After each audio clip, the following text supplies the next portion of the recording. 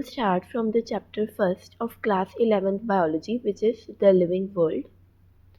These slides will include line by line explanation of NCERT with side notes. So let's start by first reading the NCERT. So the chapter is the living world. How wonderful is the living world? The wide range of living types is amazing. The extraordinary habitats in which we find living organisms, be it cold mountains, deciduous forests, oceans, freshwater lakes, deserts, or hot springs, leaves us speechless. The beauty of a galloping horse, of the migrating birds, the valley of flowers, or the attacking shark evokes awe and a deep sense of wonder. The ecological conflict and cooperation among members of a population and among population of a community, or even the molecular traffic inside a cell, make us deeply reflect on what indeed is life. This question has two implicit questions within it. The first is a technical one and seeks answer to what living is as opposed to the non-living. And the second is a philosophical one and seek answer to what the purpose of life is. As scientists, we shall not attempt answering the second question. We will try to reflect on what is living. So this is basically the introductory paragraph. इसमें उन्होंने क्या कहा कि जो इतनी number of species हमें पता है और वो इतने वैरायटी ऑफ हैबिटेट्स में रह रही हैं, नॉर्मल से लेके extreme habitats such as cold mountains में, इवन डेजर्ट्स में, इवन हॉट स्प्रिंग्स में भी रह रही हैं. तो इतनी वैराइटीज़ ऑफ स्पीशीज़ और इतने वैरायटी ऑफ हैबिटेट्स में वो रह रही हैं. फिर उन्होंने क्या कि हमें टू क्वेश्चंस इस पैराग्राफ को पढ़कर आ रहे हैं कि पहले तो लिविंग और नॉन लिविंग में हम डिफरेंशिएट कैसे करेंगे. बेसिकली कितने फैक्टर्स होते हैं जैसे जिससे हम डिफरेंशिएट करते हैं कि ये लिविंग चीज़ है एंड ये नॉन लिविंग चीज़ है. बेसिकली यही था इस पैराग्राफ में. Next para, diversity in the living world. If you look around, you will see a large variety of living organisms, be it potted plants, insects, birds, your pets or other animals and plants. There are also several organisms that you cannot see with your naked eye, but they are all around you. If you were to increase the area that you make observation in, the range and variety of organisms that you see would increase. Obviously, if you were to visit a dense forest, you would probably see a much greater number and kinds of living organism in it. अब यहाँ पर वो क्या कह रहे हैं कि अगर हम एरिया इंक्रीज़ कर दें जिनमें हम नंबर ऑफ़ स्पीशीज़ को ऑब्ज़र्व कर रहे हैं, तो ऑफ कोर्स जो स्पीशीज़ के नंबर है वो भी इंक्रीज़ हो जाएंगे. फॉर एग्ज़ाम्पल, अगर हम एक हैंडफुल ऑफ सॉइल में ऑर्गेनिजम्स देखें और अगर हम एक बड़े से फॉरेस्ट में नंबर ऑफ़ ऑर्गेनिजम्स देखें तो ऑब्वियसली जो नंबर ऑफ़ ऑर्गेनिजम्स होंगे वो फॉरेस्ट में ज़्यादा होंगे. मतलब जैसे जैसे हम एरिया ऑफ ऑब्जर्वेशन इंक्रीज़ करेंगे, नंबर ऑफ़ स्पीशीज़ भी इंक्रीज़ होती जाएंगी. और जितनी नंबर ऑफ़ स्पीशीज़ हमें पता होती है, मतलब नंबर ऑफ़ स्पीशीज़ लाइक जो डिफरेंट ऑर्गेनिजम्स हैं. अगर हम कैट की बात करें तो कैट को हम एक स्पीशी बोलेंगे, डॉग एक स्पीशी है, टाइगर एक डिफरेंट स्पीशी है, लॉयन एक स्पीशी है, बेयर भी एक स्पीशी है. अगर हम किसी प्लांट की बात करें तो वो भी एक स्पीशी है. मतलब जितने भी हम डिफरेंट ऑर्गेनिजम्स देखेंगे वो सभी डिफरेंट स्पीशीज़ हैं. और इसको क्या बोलते हैं हम? Biodiversity, number of species, different number of species. इस टर्म को हम क्या बोलते हैं? बायोडाइवर्सिटी. और अभी तक हमें कितनी नंबर ऑफ़ स्पीशीज़ पता है? 1.7 to 1.8 million species. The number of species that are known and described range between 1.7 to 1.8 million, and this refer to biodiversity or the number. तो सबसे पहले अभी जितने भी इम्पॉर्टेंट पॉइंट्स हैं इन प्रीवियस टू पैराग्राफ में हम उनको देख लेते हैं. Each different kind of plant, animal और organism we see represent species example include cat, dog, tiger and humans. ये डिफरेंट ऑर्गेनिजम्स है, हर एक डिफरेंट ऑर्गेनिज्म एक डिफरेंट स्पीशी है।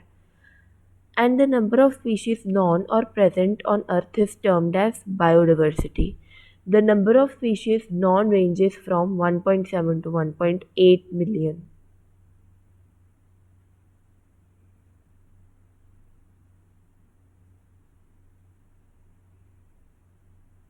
We should remember here that as we explore new areas and even old ones, new organisms are continuously being identified. As stated earlier, there are millions of plants and animals in the world. We know the plant and animal in our own area by their local names. These local names would vary from place to place even within a country. अब वो कह रहे हैं अब इतने सारी species हमें पता है 1.7 टू 1.8 मिलियन। अब उनके कुछ नाम भी हैं और सभी मतलब अगर एक कंट्री में उनको किसी और नाम से जाना जाता है, दूसरी कंट्री में वो किसी और अपने जो वहाँ पर लोकल नेम यूज़ होता है तो वहाँ पर किसी और नाम से जाना जाता है और विद इन अ कंट्री भी उनको डिफरेंट डिफरेंट नाम से जाना जाएगा। पर ऐसे तो एक कन्फ्यूजन क्रिएट हो जाएगी कि अगर एक स्पीशी को ही हमें इतने सारे नाम से जान रहे हैं। सो यहाँ पर एक बहुत इम्पॉर्टेंट बहुत बड़ी ज़रूरत पड़ती है कि हम उनका जो नाम है वो स्टैंडर्डाइज कर दें कि एक पर्टिकुलर नेम से उस स्पीशी को पूरे वर्ल्ड में जाना जाए ताकि हम किसी तरह की कन्फ्यूजन को प्रिवेंट कर सकें। Probably you would recognize a confusion that would be created if we did not find ways and means to talk to each other to refer to organisms we are talking about.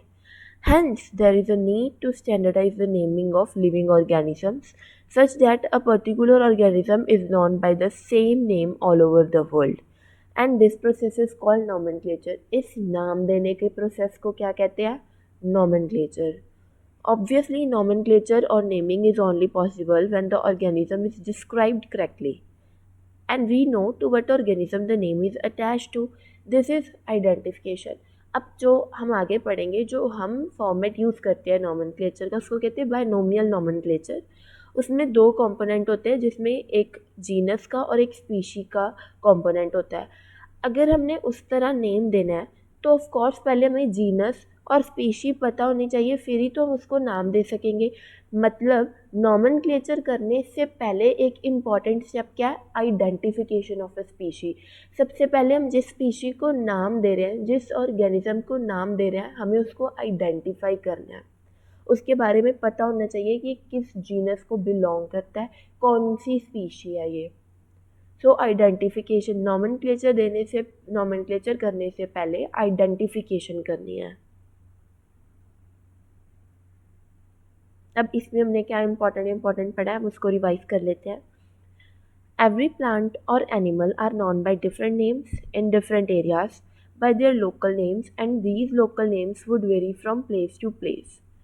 Need to standardise the naming of living organism. अब इस कारण से क्या हो गया, हमें एक need I कि हम उनके नाम को स्टैंडर्डाइज करते हैं। A particular organism is known by the same name all over the world by the process of nomenclature. अगर हम nomenclature एक स्पेसिफिक नेम दे देंगे तो सभी वर्ल्ड पूरे वर्ल्ड में उसको एक स्पेसिफिक नेम से जाना जाएगा।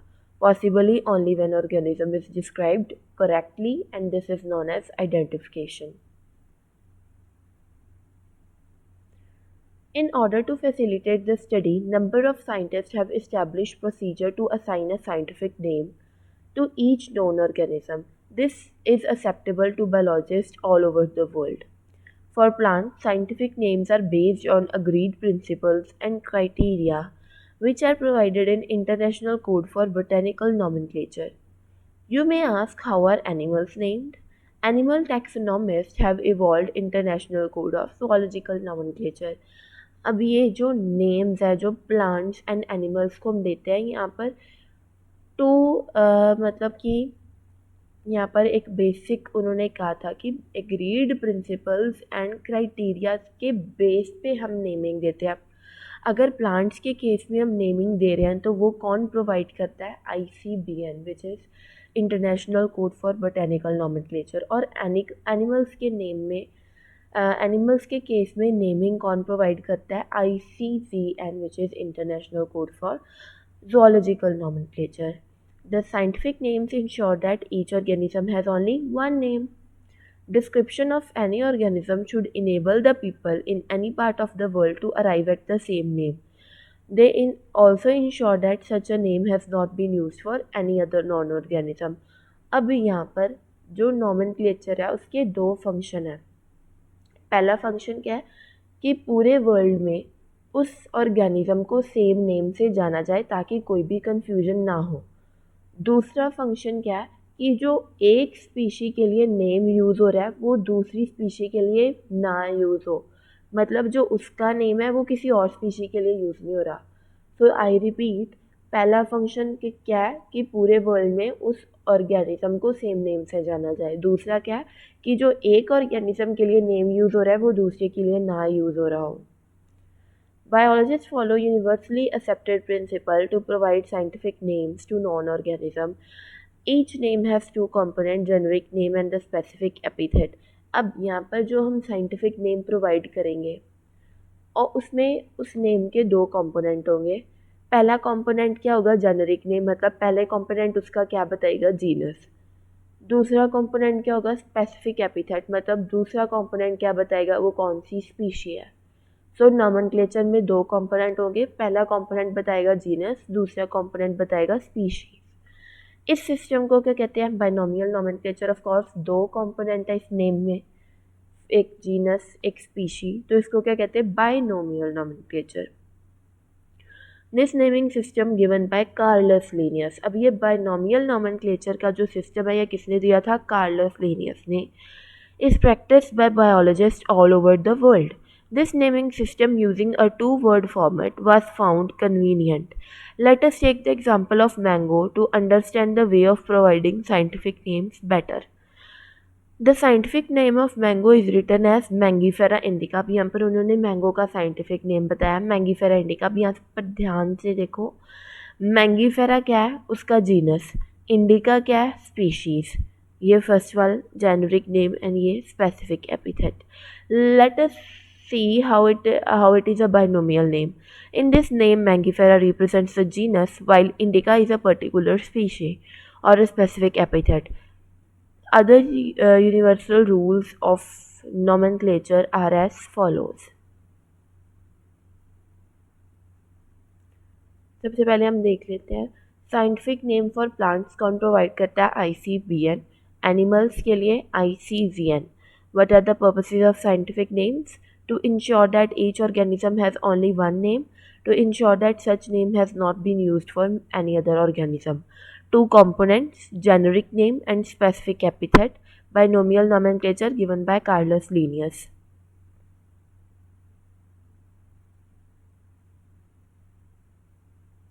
Now we will study the rules of nomenclature.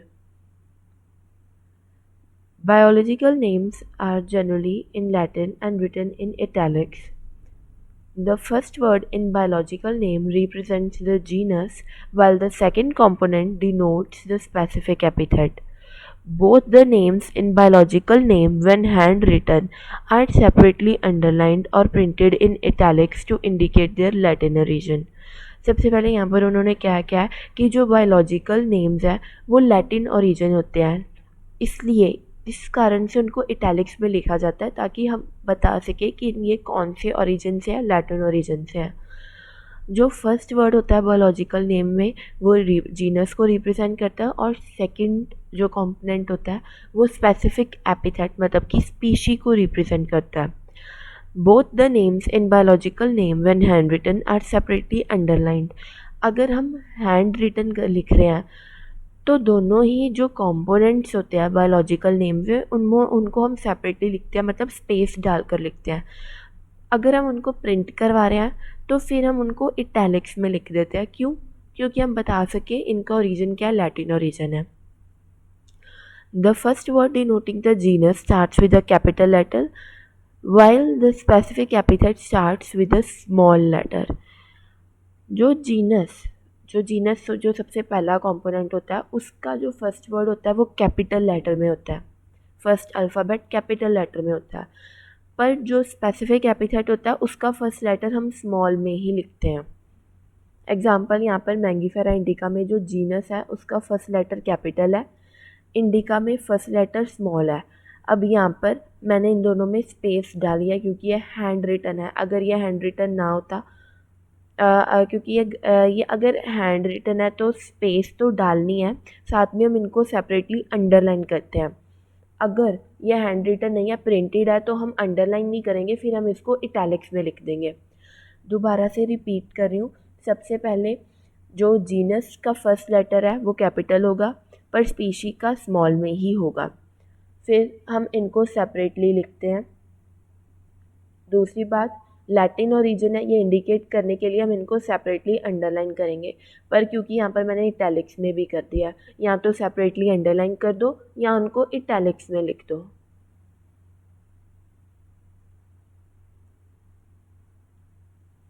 Name of the author appear after the specific epithet at the end of the biological name. For example, Mangifera indica Linn. अब यहाँ पर जो author का नाम है वो बिल्कुल ये स्पेसिफिक एपिथेट है, इसके पीछे लिखा जाता है। It indicates the species was first described by Linnaeus.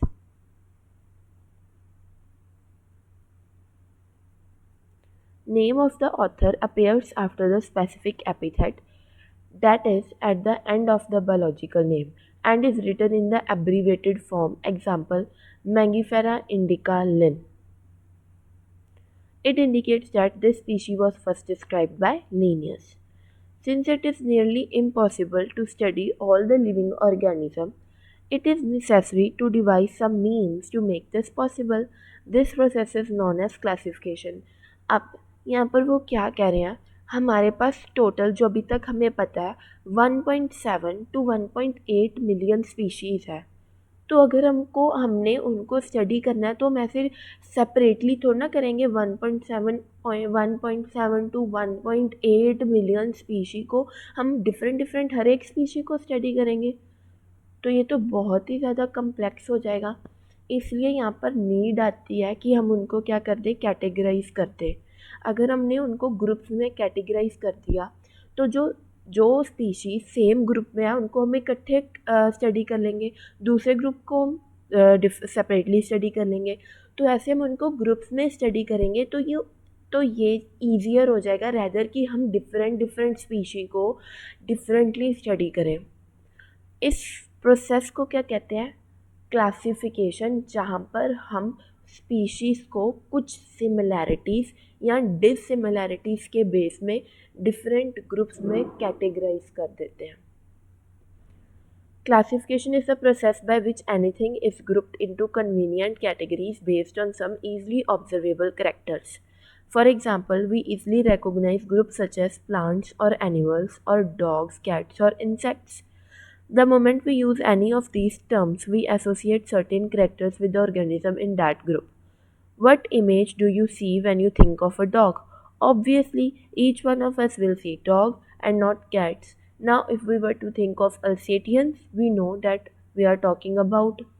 Similarly, suppose we were to say mammals, you would of course think of animals with external ears and body hairs. So definition classification की, it is the process in which organisms are grouped together in convenient categories.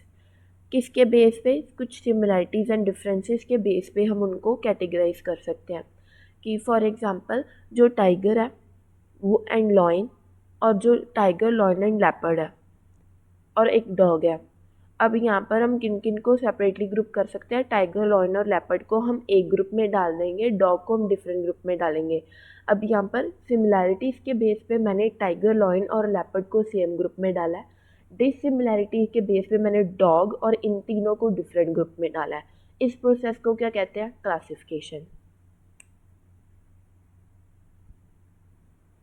Likewise, in plants, if we were try to talk of a wheat, the picture in each of our mind will be of wheat plant, not of rice or any other plant. Hence, all these dogs, cat, mammals, wheat, rice, plants, animal, etc. are convenient categories we use to study organism. The scientific term for these categories is taxa.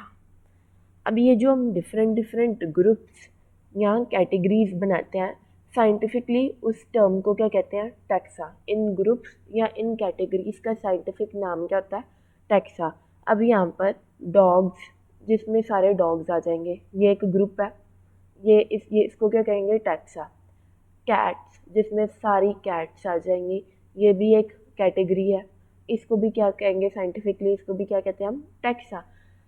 Mammals, जिसमें सारे mammals आ जाएंगे, इसको भी क्या कहेंगे? ये भी एक कैटेगरी हमने डिफरेंट बना दी जिसपे सारे मैमल्स आ रहे हैं, तो इसको भी साइंटिफिक टर्म क्या है? इस कैटेगरी को क्या कहते हैं हम? टैक्सा। पर यहाँ पर एक चीज़ समझने वाली है कि डॉग, कैट और मैमल, अब इस तीनों, इन दोनों में आप डिफरेंट समझो। डॉग एक कैटेगरी है नैरो लेवल पर, मैमल्स एक कैटेगरी है ब्रॉड लेवल पर। डॉग्स सिर्फ एक स्पीशीज़ है जिसमें सारे डॉग्स आ रहे हैं, पर मैमल्स अब उसमें नंबर ऑफ स्पीशीज़ आ रही है, वो हायरार्किकल ऑर्डर में सबसे ऊपर आ रही है क्योंकि वो ब्रॉड लेवल पर पड़ी है। मतलब दोनों ही टैक्सा को इंडिकेट कर रहे हैं। मेरे कहने का मतलब है कि दोनों ही ग्रुप्स हैं पर डिफरेंट लेवल्स पर है। जो मैमल्स है वो हायर लेवल का टैक्स है, जो कैट्स या डॉग्स की बात हम कर रहे हैं वो लोअर लेवल के टैक्साज है या लोअर लेवल के ग्रुप्स हैं। Here you must recognize that taxa can indicate categories at different levels. Plants also form a taxa. Wheat is also a taxa. अब यहाँ पर जो plants है उसमें तो सारे plants आ जाएंगे अब, तो वो भी एक ग्रुप या टैक्सा है हायर लेवल पर। वीट एक स्पेसिफिक स्पीशी की हमने बात कर दी है, तो ये भी एक प्लांट, ये लोअर लेवल पर टैक्सा है। Similarly, animals, mammals, dogs are all taxa. But you would know that a dog is a mammal and mammals are animals. अब animals ये भी ग्रुप ही है, एनिमल एक डिफरेंट ग्रुप है, प्लांट एक डिफरेंट ग्रुप है, मतलब एनिमल एक डिफरेंट टैक्स है, प्लांट एक डिफरेंट टैक्स है, पर ये ब्रॉड लेवल पर है। अब एनिमल्स में तो बहुत, एनिमल्स में मतलब मैमल्स या ये सारे टैक्सास उसके अंडर आ रहे हैं। एनिमल्स में मैमल्स, या उसके बाद हम प्राइमेट्स, ये जो ऑर्डर हो गया, फिर आगे जो स्पीशीज़ है, तो ये सारे जो टैक्स है ये उसके अंडर आते हैं एनिमल्स के, एनिमल के। Therefore, animals, mammals and dogs represent taxa at different levels. है सभी टैक्साई। अगर हम एनिमल्स की बात करें तो वो भी एक कैटेगरी है जिसमें सभी एनिमल्स आ रहे हैं, पर ये हायर लेवल का टैक्स है। अगर हम मैमल्स की बात करें तो वो थोड़ा सा नीचे है एनिमल्स के, ये पर एक डिफरेंट लेवल पर टैक्स है। डॉग अगर हम स्पेसिफिकली बात की तो ये सबसे नीचे लेवल पर टैक्स है। Hence, based on characteristics, all living organisms can be classified into different taxa. This process of classification is taxonomy. External and internal structure along with the structure of cell, development process and ecological information of organisms are essential and form the basis of modern taxonomic studies.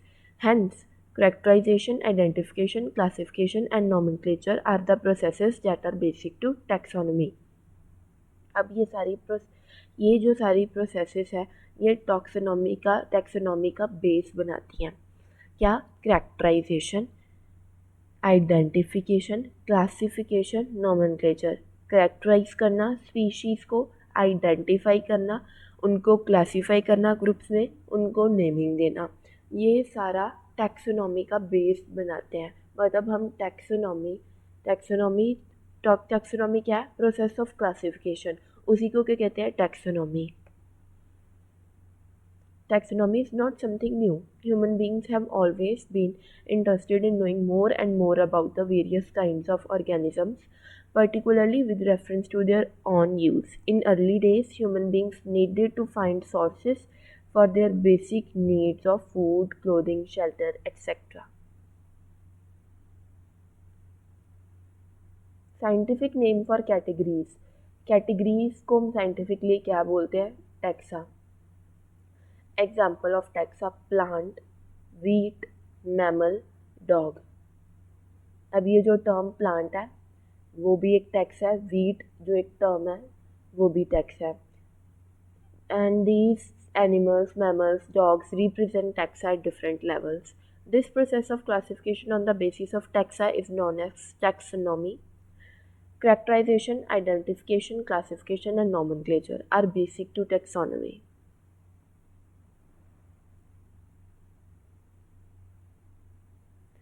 Taxonomy is not something new. Human beings have always been interested in knowing more and more about the various kinds of organisms, particularly with reference to their own use. In early days, human beings needed to find sources for their basic need of food, clothing, and shelter. Hence, the earliest classifications were based on the uses of various organisms.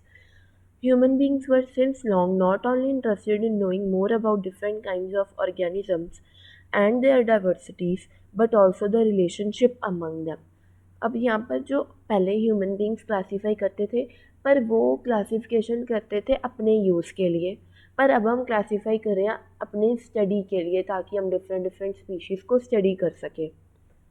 अब वो कह रहे हैं कि human beings are not only interested in knowing more about the different kind of organism or inki diversities, but we are also interested in studying to find the relationship among them कि इस species और इस species में क्या relationship था, कोई evolutionary based relationship हो सकता है उनमें. This branch of study is referred to as systematics, मतलब the branch of studies in which we try to find out the relationship between different organisms is known as systematics. The word systematics is derived from the Latin word systema, which means systematic arrangement of organisms. Obviously, अगर हम able हैं कि हम organisms को systematically arrange कर सके, तो हम उसके evolutionary relationship को find कर सकते हैं. अगर हमने ऑर्गेनिजम्स को सिस्टमेटिकली अरेंज किया होगा, तो हम उससे बड़ी ईजली उनका एवोल्यूशनरी रिलेशनशिप फाइंड कर सकते हैं. Linnaeus used Systema Naturae as the title of his publication. The scope of systematics was later enlarged to include identification, nomenclature, and classification. Systematics takes into account evolutionary relationships between organisms. Human beings not only interested in knowing different kinds of organisms, वो किस में interested है, in knowing evolutionary relationship between organisms. ये कैसे possible है? Bye systematics, मतलब उनको systematically arrange करना. Derived from the Latin word systema, which means systematic arrangement of organism, Systema Naturae was the title of Linnaeus' publication. Next topic is taxonomic categories. Classification is not a single step process but involves hierarchy of steps in which each step represent a rank or a category. Classification single step process नहीं है. वो कह रहे हैं कि अगर हमने क्या कहा था, क्लासिफिकेशन क्या है कि हम कैटेगराइज करते हैं ऑर्गेनिजम्स को on the basis of similarities and dissimilarities. तो ये एक सिंगल स्टेप प्रोसेस नहीं है कि बस हमने देखा कि जो टाइगर है, लॉयन है और लेपर्ड है, इनको हम डिफरेंट कैटेगरी में कर देंगे और बाद में डॉग को डिफरेंट कैटेगरी में कर दिया तो हो गई क्लासिफिकेशन. ऐसे नहीं है, डिफरेंट स्टेप्स में हम क्लासिफिकेशन करते हैं. इन सभी स्टेप्स को क्या कहते हैं? रैंक और category. Since the category is a part of overall taxonomic arrangement, taxonomic arrangement का ही हर एक रैंक और कैटेगरी है, वो टैक्सोनॉमिक अरेंजमेंट का ही पार्ट है. इसलिए उनको क्या कहते हैं? Taxonomic category. इसलिए उन कैटेगरीज को हम क्या बोलते हैं? Taxonomic categories. And all categories together constitute the taxonomic hierarchy. मैं आगे दिखाती हूँ कि अब ये क्या फॉर्म कर देंगी? Taxonomic hierarchy. डिफरेंट कैटेगरी, सबसे पहले एक कैटेगरी आई, उसके ऊपर दूसरी, फिर तीसरी, उसके ऊपर कैटेगरी, तो ये क्या फॉर्म कर देंगी? Taxonomic hierarchy.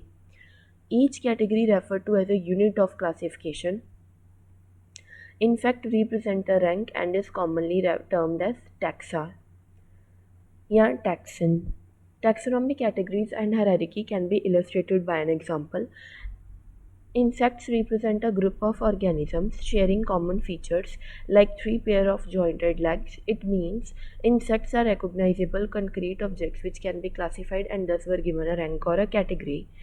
Can you name other such groups of organisms? Remember, groups represent category. Category further denotes rank. Category का दूसरा नाम हमने ऊपर देखा कि रैंक भी होता है. ईच रैंक और taxon in fact represent a unit of classification. These taxonomic groups or categories are distinct biological entities and not merely morphological aggregates. अब इसको हम आगे समझते हैं. ये देखो, ये पूरा किंगडम से लेकर स्पीशी तक ये पूरी क्या है, टैक्सोनॉमिक हायरार्की है. अब मैंने क्या कहा था, क्लासिफिकेशन सिंगल स्टेप प्रोसेस नहीं है. अब ये सिंगल स्टेप प्रोसेस तो नहीं दिख रहा यहाँ पर. स्पीशीज़ में सबसे पहले हम स्पीशीज़ को जीनस में क्लासीफाई किया, फिर जीनस डिफरेंट जीनस को ग्रुप्स करके हमने फैमिलीज़ में क्लासीफाई किया, फिर आगे फैमिलीज़ को सिमिलैरिटीज़ और डिसिमिलैरिटीज़ के बेस पे डिफरेंट ऑर्डर्स में क्लासीफाई किया, फिर ऑर्डर्स को हमने क्लासेस में क्लासीफाई किया, फिर आगे क्लासेस को हमने फाइलम्स में क्लासीफाई किया. और जो फाइलम है, मेजरली हमारे पास 2 किंगडम होती है, किंगडम प्लांटा एंड एनिमेलिया. अब उन फाइलम्स को हमने इन किंगडम्स में क्लासीफाई किया. तो यहाँ पर दिख गया कि जो क्लासिफिकेशन है वो सिंगल स्टेप प्रोसेस नहीं है, ये डिफरेंट स्टेप्स लगते हैं क्लासिफिकेशन में. और हर एक स्टेप, ये भी स्टेप, हर एक स्टेप क्या डिनोट करता है, एक रैंक या कैटेगरी. क्योंकि ये पूरे टैक्सोनॉमिक हायरार्की का ही पार्ट है, हर एक रैंक या हर एक कैटेगरी, तो उसको हम क्या बोलते हैं, टैक्सोनॉमिक कैटेगरी. मतलब स्पीशी एक टैक्सोनॉमिक कैटेगरी है. क्यों? क्योंकि एक टैक्सोनॉमिक हायरार्की का ही पार्ट है. जीनस एक टैक्सोनॉमिक कैटेगरी है, फैमिली टैक्सोनॉमिक कैटेगरी है, ऑर्डर भी एक टैक्सोनॉमिक कैटेगरी है. तो ऐसे ये टैक्सोनॉमिक हायरार्की का ही सभी जो ये स्टेप्स हैं, या जिनको हम क्या बोलते हैं, रैंक और टैक्सोनॉमिक कैटेगरी या टैक्सास, तो ये पूरा टैक्सोनॉमिक हायरार्की का ही पार्ट्स हैं. Classification is not a single step process, involves hierarchy of step. Each step is known as rank or category. These steps together constitute taxonomic hierarchy. Taxon, इनको हम taxa या rank या category बोलते हैं. Classification हम किस base पे करते हैं, सिमिलैरिटीज़ एंड डिसिमिलैरिटीज़ के बेस पे. अब नेक्स्ट वीडियो में हम देखेंगे कि हम क्लासिफिकेशन हम एग्जांपल्स लेंगे डिफरेंट स्पीशीज़ की, फिर हम देखेंगे कि हम इसमें कैसे क्लासीफाई करेंगे. कि सबसे पहले जीनस में डिफरेंट स्पीशीज़ को पहले जीनस में कैसे क्लासीफाई कर रहे हैं, फिर कैसे हम उनको डिफरेंट फैमिलीज़ में डाल रहे हैं. मतलब हम आगे वाली वीडियो में देखेंगे कि हम क्लासिफिकेशन एक्चुअल में करते कैसे हैं. Thank you.